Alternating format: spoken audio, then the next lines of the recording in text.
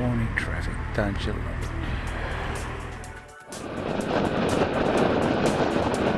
Good morning, I'm Quentin Reid and this is Travels by Motorbike. Today we're heading off on a quick photo shoot up to the Australian Reptile Park at Somersby. All things going well. After that I'd like to scoot over to Kilcare, do some photos and maybe some video there. But it's all going to be dependent on time. Consequently, because time is an issue, I'm heading up there via expressways, which I wouldn't normally do. But at least give me a chance to see the new North Connects, which cuts a significant section of Pennant Hills Road. It's a road I won't be using too often. Now that that's opened, a single trip in tolls from home to the Central Coast is now in excess of $20, which is more than the cost of a tank of fuel. So we won't be using that too often, but we'll get to have a look at it and see what it's like. I said it's only opened a couple of days ago, so it'll be interesting to see how much vehicle use is on there at this point in time. Heading up there in morning traffic, so it's not going to be a terribly exciting ride, so sit back, enjoy the ride, and I'll see you on the other side. A bit of background on the place. In 1949 was a young 25-year-old Eric Worrell opened the Ocean Beach Aquarium at Umina on the Central Coast.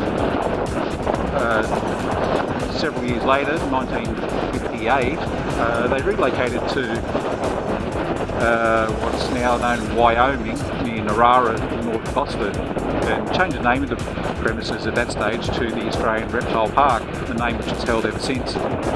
The site remained at Wyoming up until 1996, at which point they relocated to the new site now at Somersby, where they remain to this day.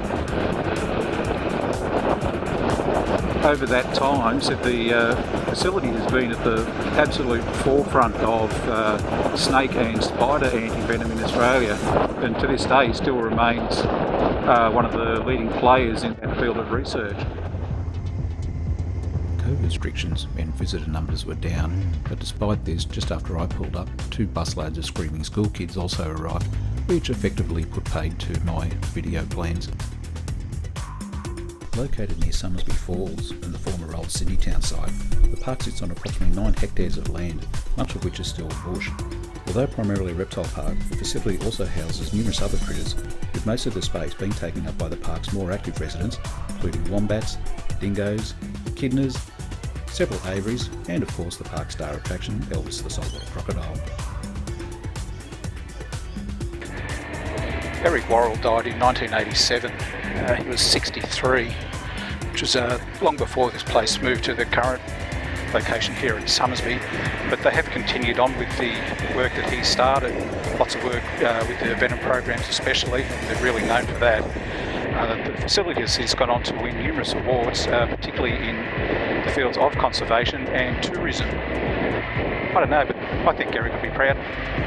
Oh well, off to Kilcare.